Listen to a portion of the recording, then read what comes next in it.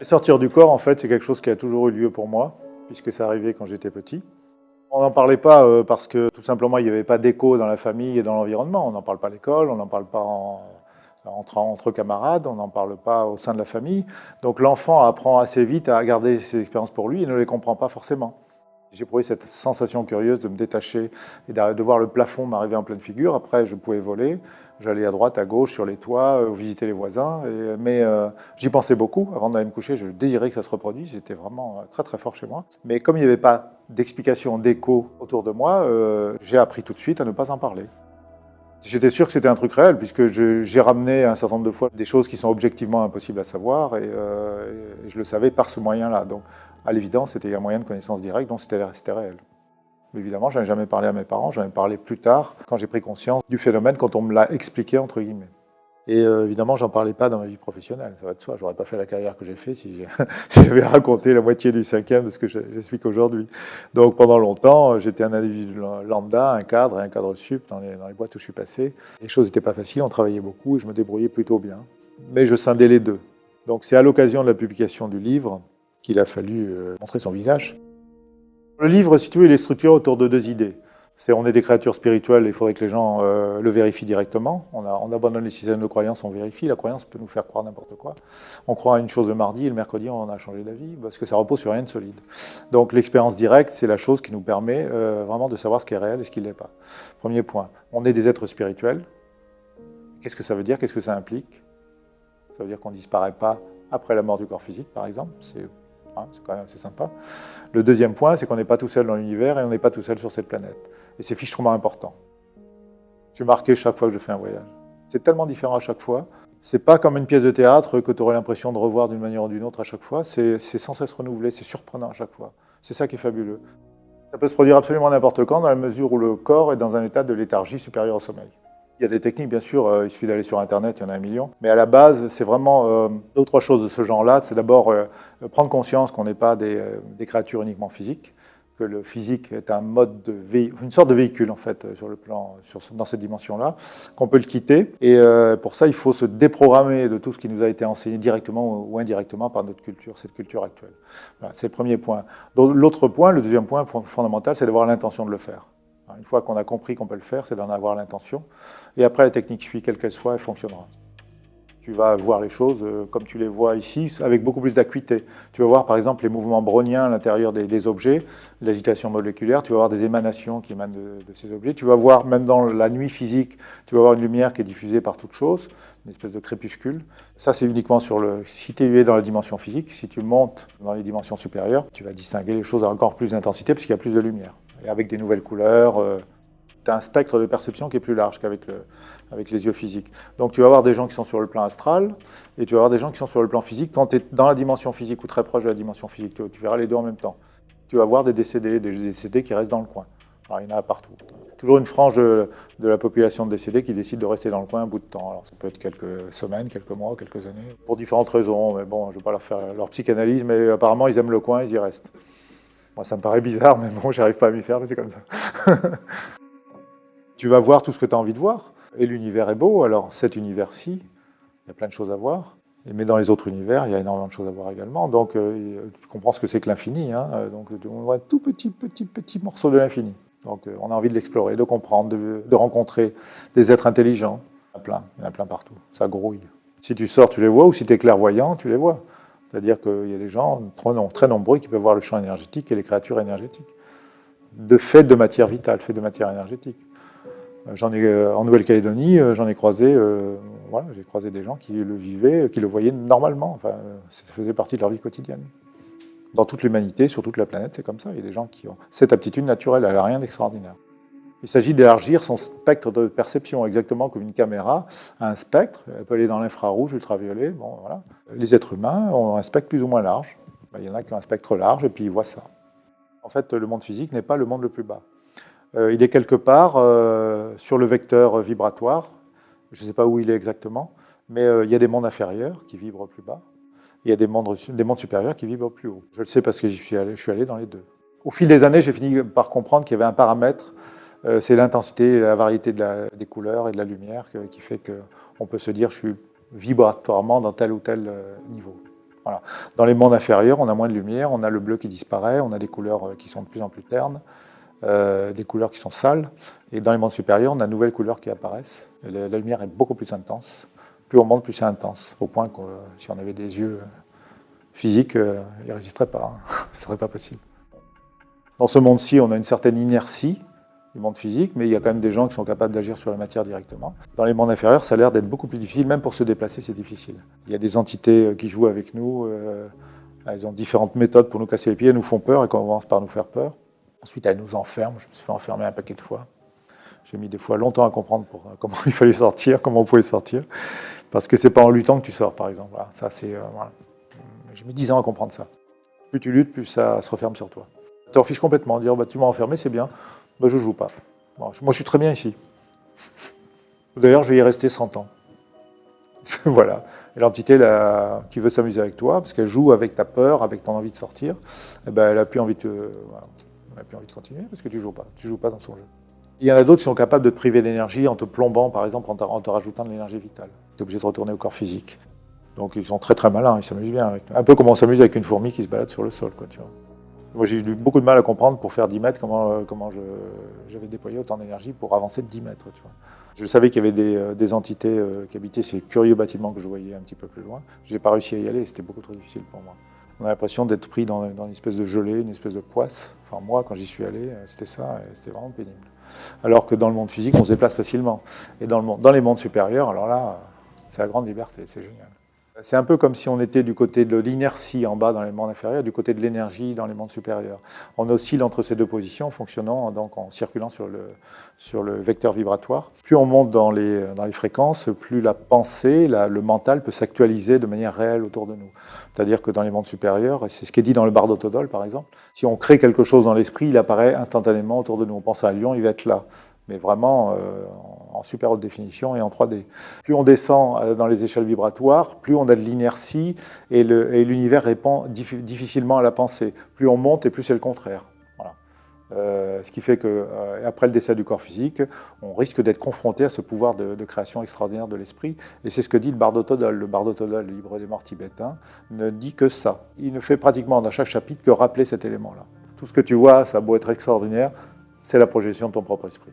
Mais l'univers, dans les univers supérieurs, ils ne sont pas uniquement ça. Il y a une réalité objective qu'on appelle consensuelle.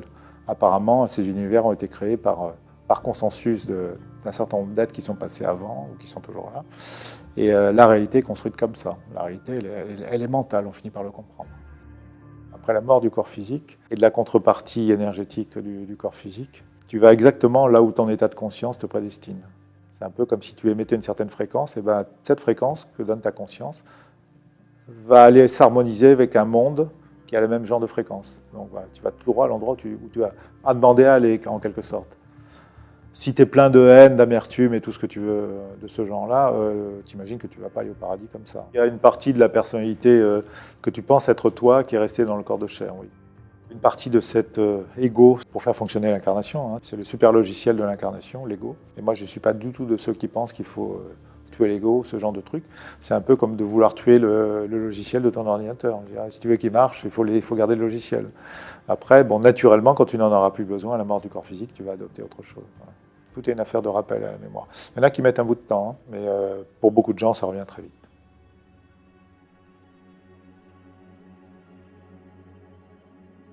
Déjà, je vais expliquer ce qu'on ressent. C'est un sentiment de liberté et de joie profonde. Tu es parcouru de vitalité, une vitalité prodigieuse. Mais pas une vitalité au sens, c'est pas une excitation comme si tu avais bu du café, ce genre de choses. C'est la vie même qui circule en toi. Tu vois. Et la liberté avec un grand L. Tu te sens une incroyable liberté. C'est pas imaginable quand on est dans le monde physique. Et c'est ça qui nous fascine, c'est ça qui fait qu'on a envie de recommencer. On parle de la liberté en souvenir de ce qu'est la vraie liberté. Cette vraie liberté, elle est là-bas, dans cet état-là. Donc la liberté, la joie, la lucidité, c'est très important. Notre lucidité est supérieure à celui qu'elle est dans le monde physique. De ce point de vue-là, on se rend compte qu'on est des dormeurs dans le monde physique. On est en quelque sorte, parce qu'on est assommé par le costume de chair, on dort, comme si on était drogué. Quand on émerge de la structure physique, on devient d'un seul coup beaucoup plus lucide. Les choses sont beaucoup plus claires, ça va beaucoup plus vite. Imagine un moment où tu essaies de raisonner alors que tu es endormi. D'accord? Bon, tu as une journée de travail, tu es vraiment crevé, tu as pas assez dormi les derniers jours, etc. Tu dois réfléchir à un problème quel qu'il soit, ça a du mal à démarrer, toi. Et puis un autre jour où tu penses à la même chose, mais tu es vachement reposé, tu es en forme, et là, bouh, ça va beaucoup plus vite. Bah, tu transposes ça, et tu le multiplies par 10, par exemple, et tu as une idée de ce qui se passe quand tu es dans le véhicule astral. C'est la liberté même. C'est un état d'être. Même, à la limite, si tu restes à l'endroit où tu es, tu te sens libre. Et effectivement, le fait de voler, de circuler en volant, c'est prodigieux, hein, c'est le rêve de l'être humain. Mais en fait, c'est un souvenir qui est inscrit en lui. Le souvenir de ce qu'il a un peu oublié pour l'instant. Mais c'est notre état naturel. On est des êtres libres.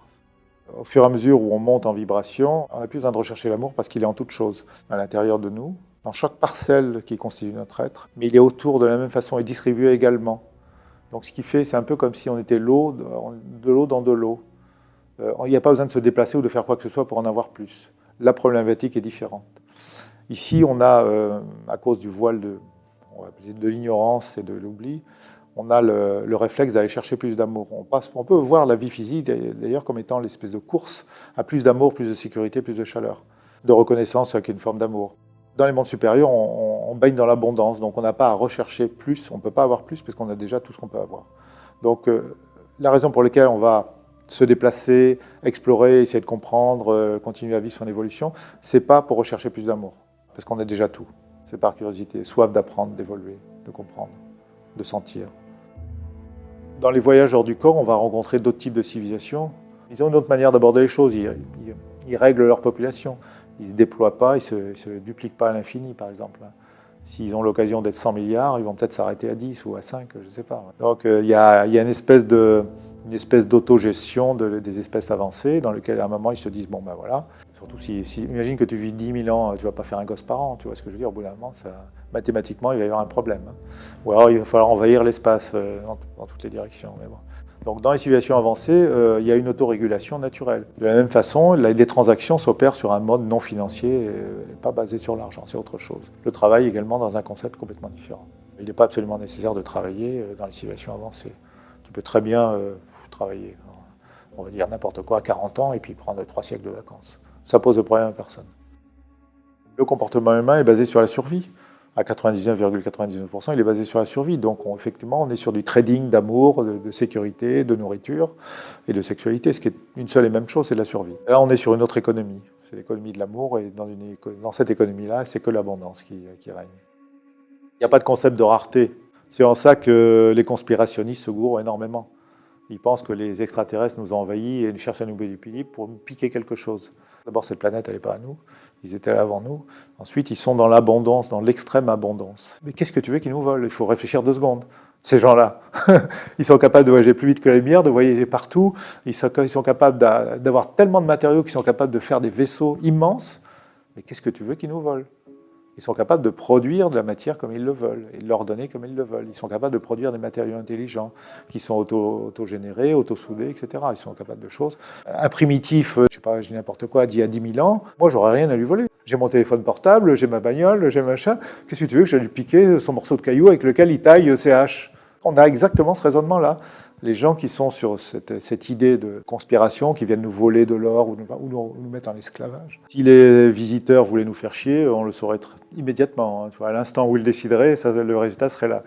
Donc, pareil, si vous voulez nous conquérir, nous anéantir, ça se ferait en quelques minutes, voire moins de temps que ça. Je pense qu'ils pourraient nous anéantir la totalité de la population terrestre en quelques minutes. Ça ne leur poserait aucun problème technique. Après, quand on sait comment ils raisonnent, on se rend compte qu'ils sont beaucoup plus humains que nous.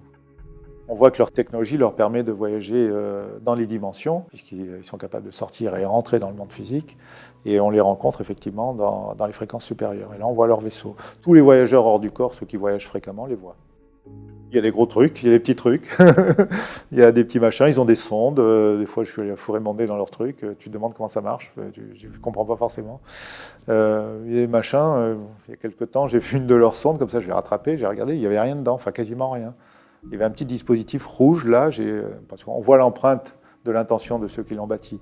Et ce dispositif permettait de faire énormément de choses, mais il était prévu pour s'autodétruire en cas de chute de l'objet. C'était une sonde de type sphérique comme ça. Il n'y avait rien dedans, on se demandait comment ça volait ce truc-là. Donc c'est un exemple, hein. J'ai vu des vaisseaux qui sont de très très bonne taille aussi. Hein. C'est une question vraiment de fréquence. Si tu es très très proche de leur vibration de base, bah, tu es solide pour eux, ils peuvent te toucher. Si tu es un peu décalé, bah, tu es comme un fantôme pour eux. Ceux qui sont là sont soit en visite, soit en balade. Ils passent par là et ils vivent leur vie. Ils font du tourisme. Il y en a certains qui font du tourisme. Il y en a qui se ravitaillent. Ils peuvent prendre de l'eau, ils peuvent prendre des trucs dont ils ont besoin. L'eau, c'est quand même souvent un constituant dont les gens ont besoin. Il ne faut pas être choqué s'ils prennent un peu d'eau par-ci par-là. Ils ne vont pas piquer toute l'eau de la planète. Hein. L'eau est un produit extrêmement répandu dans l'univers, donc tout le monde se sert. C'est normal. Mais je parle particulièrement de ceux qui sont chargés de gérer la planète dans mon bouquin, parce qu'il y a véritablement des races ici qui sont là pour gérer la planète au sens général, et c'est très loin d'être uniquement l'humanité. C'est pareil quand on pense à la planète, l'être humain confond la planète avec lui-même, mais on n'est pas tout seul sur cette planète. Hein. Il y a quantité d'animaux dont certains sont considérés comme très évolués par les administrateurs de la planète. Alors ils font plein de choses, hein. D'abord ils sont sur le planning d'amélioration de l'être humain. Ça comprend beaucoup de facettes que tu trouveras dans la littérature ufologique, hein, des enlèvements, des examens médicaux, des implants, l'action par le champ énergétique. Ils s'occupent également de toute la géologie et ils créent de nouvelles espèces sur Terre en ce moment même encore. Hein. Ils continuent leur travail de création, de développement. Le R&D fonctionne à plein régime. Et c'est vrai qu'ils ont tendance à intervenir ostensiblement auprès de notre quincaillerie nucléaire, hein, civile ou militaire. Ils nous disent clairement, les gars, on est là, faites pas les cons. En tout cas, pour la Terre, ce n'est pas une bonne chose qu'une usine comme Tchernobyl explose, parce que c'est ce qui a failli se produire, et rende pour des centaines de milliers d'années tout l'environnement incompatible avec la vie. Quoi. Donc bon, ça a été contenu, ils se sont débrouillés. On est comme des enfants qui vont découvrir une technologie qu'on pense maîtriser, mais ils savent très bien qu'on ne la maîtrise absolument pas. Et que les incidents peuvent arriver absolument n'importe où, en France comme ailleurs. Les incidents qui peuvent se transformer en accidents très graves. Donc ça les soucie réellement. Ils détestent notre industrie nucléaire, ils détestent nos armes nucléaires. Ça, chaque fois qu'ils ont une occasion d'en placer une là-dessus, ils le font. Ils se montrent, mais ils n'interviennent pas directement dans nos affaires. Ils laissent les êtres humains se massacrer en permanence. Ils assistent à ça. Ils disent, voilà, telle guerre, tel truc, pour telle raison, tel principe, pour des raisons idéologiques, mais c'est souvent plus pour des raisons de conquête, hein, que les êtres humains se massacrent par centaines de millions. Et ça a toujours été comme ça. Simplement, là, on est plus nombreux, donc il y a eu des massacres. Il y a des massacres, c'est un peu plus important en termes de millions. Mais bon, globalement, il en reste, hein, puisqu'on est 7 milliards maintenant. Donc là-dessus, ils nous laissent faire. Je me demande pourquoi aussi, mais bon... Leur objectif, c'est de nous faire avancer, de nous faire évoluer. On en est dans les 2 premiers siècles de notre développement technologique. Il y a des civilisations qui ont des centaines de millions d'années. Tu imagines le chemin qu'on a à parcourir? On est très loin d'avoir tout compris à tout. On va vivre de grandes évolutions technologiques, même dans ce siècle-là. On est des espèces d'enfants et nous considèrent plutôt avec tendresse. C'est très surprenant. Quand j'ai compris ça, j'ai été très surpris parce que c'est pas du tout le regard que j'avais sur moi-même et sur la situation ici, étant immergé dedans. Dans un premier niveau de conscience, on pense qu'on est très intelligent, qu'on sait faire beaucoup de choses. Dans un deuxième niveau de conscience, on voit qu'on est une bande de sauvages primitifs, complètement inconscients. Et on se dit que si l'humanité était détruite, ça serait peut-être pas une mauvaise chose pour le cosmos. Et en troisième lieu, on se dit qu'il y a des gens très avancés qui nous considèrent avec tendresse à l'intérieur de toutes nos erreurs et qu'on va avancer quand même. Voilà. Donc, encore une fois, tout dépend de l'endroit où je me situe. Mais, je peux me situer aux 3 endroits en même temps. Hein. Mais les êtres supérieurs nous voient comme des enfants qui ont accepté une épreuve particulièrement difficile, et souvent ils sont passés par cette épreuve-là. Ils ne nous jugent pas du tout comme des créatures inférieures. D'un point de vue de l'esprit, il n'y a pas de créature inférieure. Les êtres sont tous égaux, il n'y a pas de hiérarchie. Après, techniquement, le matériel qu'on utilise est plus ou moins avancé, nous permet de vivre plus ou moins de choses. Donc oui, le corps humain, tel qu'il est actuellement, a peu de possibilités, mais ces possibilités sont en train de s'améliorer. C'est voulu comme ça depuis le début. Mais si on s'attache uniquement à ce qu'il y a autour de nous, c'est-à-dire la nature, les animaux, les insectes, et qu'on touche la dimension simplement énergétique. On n'est pas dans les trucs extravagants. Hein. Dans la dimension énergétique, il n'y a pas de hiérarchie au sens où on le conçoit, nous, au point de vue physique ou mental. On va dire. Il n'y a pas de hiérarchie. Et on sent, par exemple, l'intention d'un insecte est très forte, équivalente à celui d'un être humain. Pourtant, sa masse biologique est beaucoup plus faible. Une plante a une énorme intention également. Donc on se rend compte que la hiérarchie en termes de puissance, d'action, elle n'est pas ce qu'on croyait être. Et on voit plus ça comme une espèce de foisonnement, de bouillonnement, d'unité, dans lequel tout circule, tout s'interprète, et tout échange avec tout. C'est plus comme ça qu'on le voit. Et où placer de la hiérarchie là-dedans? On perd pied, on ne la trouve plus. Tout est conscience, tout a une intention. Et quand on le voit directement par l'expérience, on se dit « Ouf, j'avais vraiment cru être important ». J'avais vraiment cru être intelligent, j'avais vraiment cru être au sommet de l'évolution terrestre. Ce n'est pas le cas.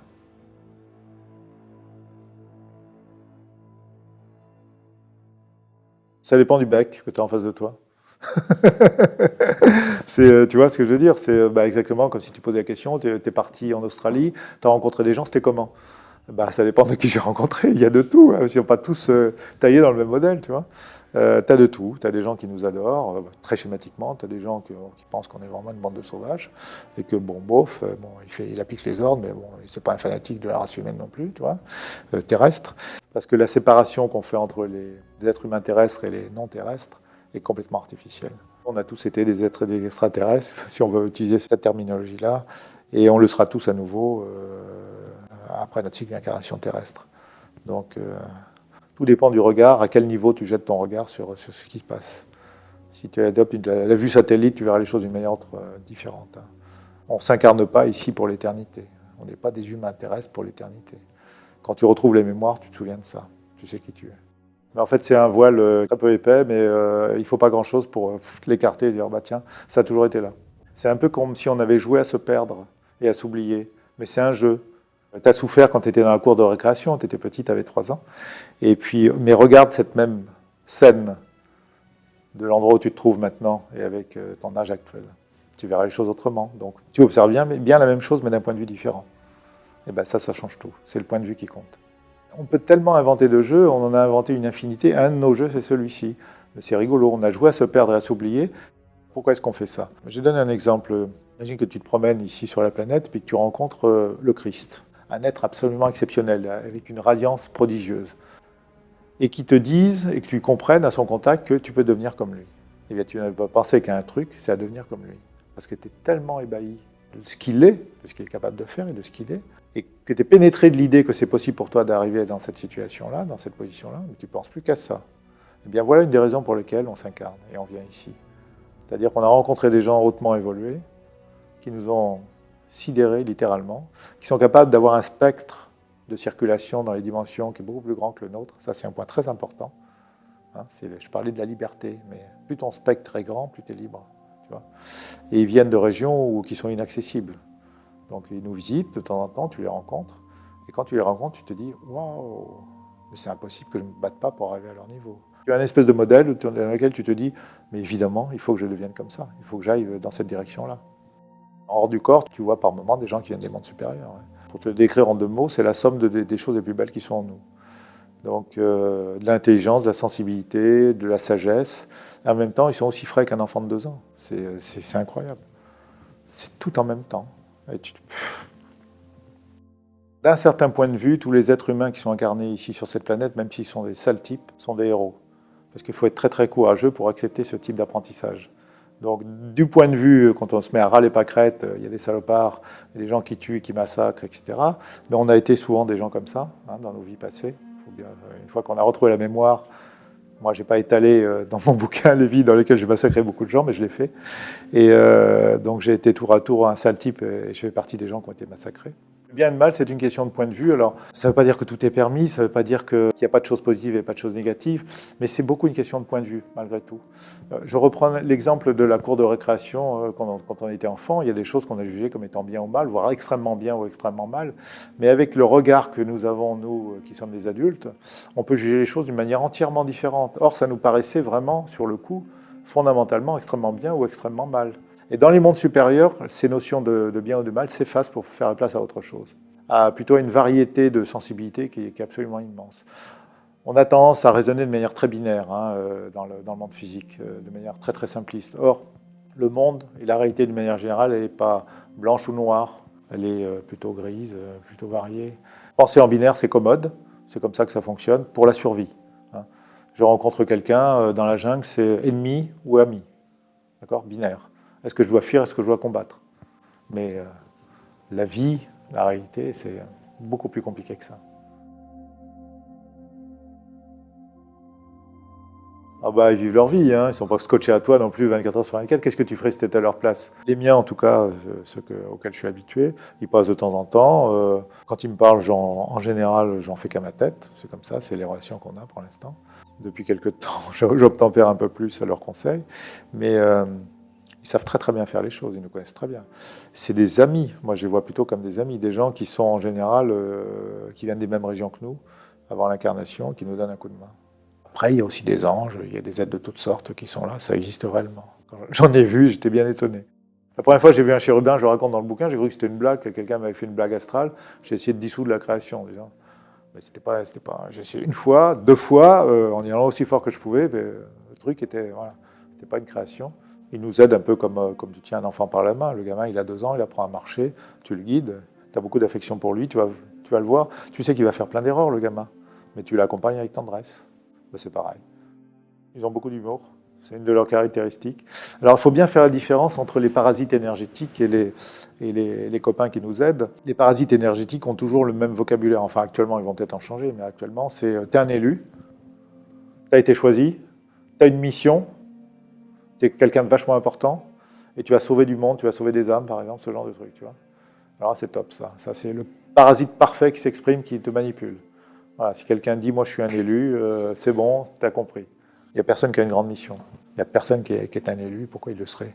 Voilà, il faut réfléchir 2 secondes. Ça ne fonctionne pas comme ça. Effectivement, pour nous pomper un certain type d'énergie, ils induisent en nous un certain nombre d'objets mentaux, d'images mentales, pour nous conforter dans la production d'un certain type d'énergie. Donc, une de leurs manières habituelles de fonctionner, c'est ça, c'est nous générer de la frustration, de la peur, de la colère. Ils se nourrissent de ça pour une partie d'entre eux, encore une fois. Dans l'écologie énergétique, certains se nourrissent avec ce qui sort de l'être humain énergétiquement, et d'autres ne font pas partie du cycle de consommation de l'être humain, si tu veux. Ils ne se nourrissent pas de nous. Mais en tout cas, un certain nombre nous manipulent pour ça, et c'est les vrais manipulateurs de l'humanité. Ce n'est pas les extraterrestres. Ce sont les entités énergétiques qui sont, pour qui on est une proie. Même si tu n'as pas peur, la plupart des gens n'ont pas peur de ça, ils ne savent pas que ça existe. Donc, ils sont quand même parasités, donc, plus ou moins, suivant les personnes. Donc, il y a des véritables moyens de se déparasiter. Il y a des méthodes qu'enseigne, par exemple, l'IAC, avec les anneaux énergétiques, par exemple, pour se débarrasser de certains parasites, puisque d'autres sont profondément ancrés comme s'ils étaient enracinés dans la structure énergétique, tu vois. Des parasites peuvent se déguiser en amis, donc il faut faire attention. Chaque fois que tu es flatté, chaque fois qu'ils te croient, enfin, qu'ils essayent de te faire croire que tu es un élu, c'est leur truc habituel, hein, que tu es particulièrement choyé, que tu as été choisi, tu fais partie d'une espèce d'élite. C'est typique, hein, ils entendent des trucs, ils entendent des voix, mais ils entendent vraiment. Mais qui leur parle? Et c'est pas parce que le mec il te dit des trucs qui sont vrais, l'entité te dit des trucs, parce qu'elle a la connaissance énergétique, donc elle est capable de voir ce que tu as dans la tête, ce qu'un tel a dans la tête, donc elle est capable de te révéler des secrets. Et elle a aussi ce que j'appelle la vision au devant. Quand la conscience évolue, elle se souvient de qui elle était. Elle éclaire loin en arrière, plus ou moins loin, mais elle éclaire aussi au devant. Donc ces gens-là, ils éclairent naturellement au devant, ils voient les événements qui vont se dérouler dans les prochaines heures, les prochains jours. Il suffit de transmettre l'information au pauvre gars là, qu'on veut influencer. Dans 2 jours, il va se passer ça. Voilà. Ça donne du pouvoir à la personne, ça donne du pouvoir à l'entité. Elle emprisonne la personne qu'elle influence de cette manière-là. Parce que c'est pas parce qu'elle raconte des trucs justes, que personne ne peut savoir, que c'est une entité bienfaitrice. C'est souvent une manière de manipuler la personne. Je parlais de nos amis sont dans une toute autre intention, ils sont vraiment là pour nous aider, pour notre évolution. Ils vont agir sur toi de manière directe, en te touchant, en te manipulant énergétiquement, et tu les sens vraiment. Et ils peuvent même te donner un coup de main lors des sorties du corps ou à l'occasion de sortir du corps. Ils m'ont donné un coup de main pour sortir, c'est arrivé plusieurs fois, et ils m'ont guidé vers des choses qu'il fallait voir et que je ne voulais pas voir, parce que j'ai envie de partir en vacances. Tu vois, j'ai envie de, non, je ne veux pas aller là, non, tu vas là. Mais je résiste, mais alors là, j'ai essayé toutes les prières du monde pour aller à l'endroit où je voulais. Non, ça ne marchait pas. Donc, ils t'emmènent voir quelque chose de spécifique parce que, un peu comme s'ils te prenaient par les épaules. Ils disaient, non, mon petit gars, tu ne vas pas aller par là, tu n'es pas en vacances, tu vas aller voir ça. Donc, ils font ça. Et de temps en temps, ils m'ont donné un bon coup de main pour me tirer, par exemple, d'une prison astrale dans laquelle je m'étais fait enfermer, que je n'arrivais pas à sortir. Une fois, comme ça, ils m'ont tiré, ils m'ont littéralement pris par les épaules, ils m'ont sorti de là. J'étais éperdu de reconnaissance, mais je n'arrivais pas à les voir. J'essayais de les voir autour de moi. Je leur dis merci. Je ne les trouvais pas. Ils m'ont tiré de là, point barre. Ils font leur travail, ils t'aiment, mais ils ne te demandent rien. Le contraire d'un manipulateur énergétique. Pour parler de Lucia et de Pandora Star, ce sont des technologies de neurostimulation par ondes lumineuses. Alors en fait, c'est de la lumière blanche que tu regardes les yeux fermés. Ça a un effet sur le cerveau et sur le champ énergétique, de manière pratique. Pour environ 40% des cas, on a autre chose, d'autres éléments, d'autres choses que la psychédélie qui intervient, et on commence à avoir des images qui sont non géométriques, qui interviennent dans la conscience, qui sont vécues comme étant vues directement. Et il peut s'agir de personnages, il peut s'agir de scènes ou de paysages qui sont vus quelquefois en haute définition. Et à ce stade-là, bien des choses peuvent arriver qui sont de l'ordre du spirituel concret. on a quelque chose de concret. On peut rencontrer par exemple son moi supérieur. Je vous donne juste un exemple. Évidemment, ça peut faire rire, ou on peut s'interroger sur la signification. En tout cas, les gens qui vivent ça sont tout à fait intimement persuadés qu'ils ont vécu cette expérience-là, et ça les transforme, et ça les marque profondément. Ça fonctionne sur 95% des gens tout de suite. Sur 5% des gens, des personnes testées, c'est assez lent, c'est plus laborieux. Mais alors on a une série de choses, de phénomènes qui s'installent tout de suite dans la conscience. En particulier des images de type psychédélique qui sont plutôt claires, qui sont plutôt intenses. Et ça va agir pour stimuler le cerveau d'une manière générale.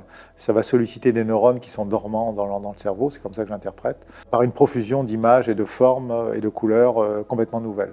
Ça donne une espèce d'éveil de la conscience, qui est complètement physiologique, complètement logique et compréhensible, qui fait que les gens vont mieux réguler leur corps, leur sommeil par exemple, ils vont mieux mémoriser les choses, dont leurs rêves, et ils vont se sentir beaucoup plus sereins et plus aptes à prendre des décisions dans leur vie ordinaire. Donc les effets se prolongent dans la majeure partie des cas sur les jours et les semaines qui suivent, et quelquefois il y a une espèce d'effet cliquet qui fait que la personne a acquis un état où elle demeure perpétuellement. Enfin apparemment, on a presque un an de recul maintenant sur les premiers cas. Donc il semblerait qu'il y a des mécanismes de transformation également de la personne qui s'opèrent, qui augmentent son niveau de lucidité sur elle-même, donc qui est capable en conséquence de prendre des décisions pour elle-même et pour les autres. De manière concrète, on ne parle pas de théorie ou de dogme quelconque.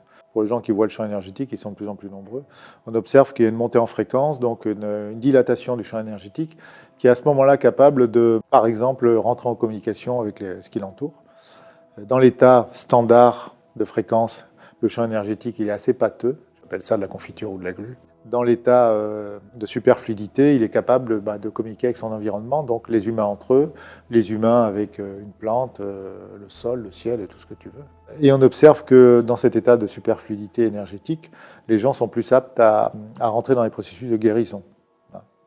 Donc un magnétiseur va agir beaucoup plus facilement sur quelqu'un qui est en état de superfluidité énergétique. Il va agir plus vite et de manière plus franche, plus nette.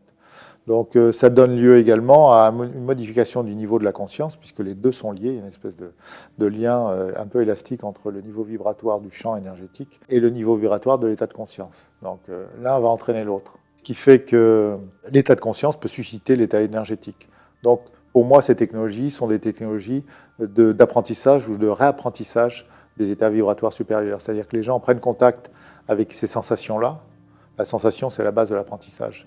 Exactement comme quand on a été, je sais pas, on a eu un accident de la route, on a eu les jambes pétées, on va utiliser des béquilles pour retrouver sa sensibilité et réapprendre à marcher. Donc les technologies de neurostimulation, comme Lucia ou Pandora Star, vont permettre aux gens de retrouver le contact avec ces sensations, et très vite, le plus rapidement possible, c'est ce que je recommande, c'est d'apprendre à ressusciter, à recréer ces états vibratoires uniquement par l'évocation mentale.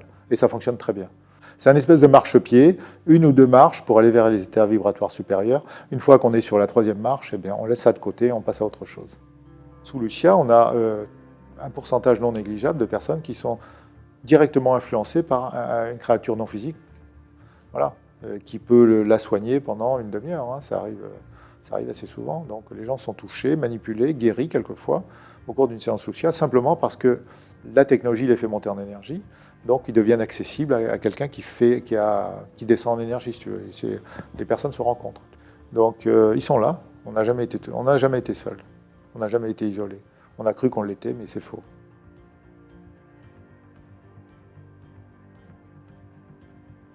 Oui, alors il y a beaucoup d'annonces de ce genre-là, de catastrophes annoncées.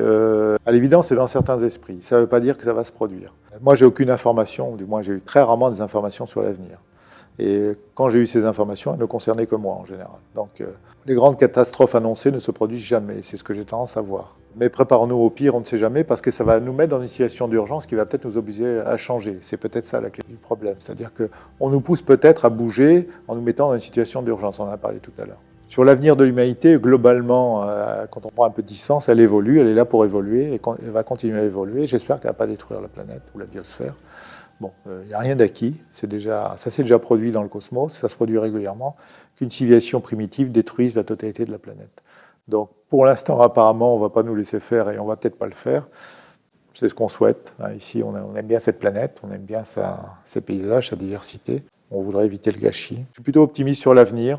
Je pense qu'il va falloir régler les problèmes de population humaine, qu'il va falloir se limiter à un moment ou à un autre, et trouver une autre façon de consommer, trouver des énergies beaucoup moins destructrices pour l'environnement. Je pense que c'est technologiquement à notre portée. Je pense qu'il va falloir laisser apaiser le poids des religions sur cette planète-là, parce que c'est vraiment facteur de division, qu'on a beaucoup de mépris pour la vérité. On voit à la télé ou partout, dans tous les pays d'ailleurs, le politiquement correct, ou plutôt le politiquement correct des gens qui pensent avoir le pouvoir. Les gens ont soif de vérité, se détachent de plus en plus des médias classiques. Ils savent très bien que qu'on ne nous dit pas toute la vérité, voire qu'on nous la travestit, même si on est dans un pays libre en France, on voit très bien que les gens ne s'expriment pas correctement et que les journalistes sont peu crédibles. C'est la raison pour laquelle tous les médias alternatifs sont en train de pousser très fort, en particulier parce que les nouvelles générations font un rejet total de l'ancien système. Ils ne lui font absolument pas confiance. Ils n'écoutent ni les hommes politiques, ils n'ont pas la télé, ils ne lisent pas les journaux. Donc ces gens qui pensent avoir le pouvoir, et y compris le pouvoir sur les esprits, se trompent. Le monde change plus vite qu'ils ne l'imaginent.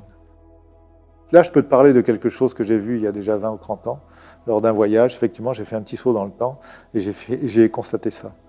J'ai constaté qu'on était dans un système de communication où il y avait un espèce d'État qui voulait contrôler effectivement l'information, mais il perdait pied très rapidement parce que l'information est diffusée partout en même temps.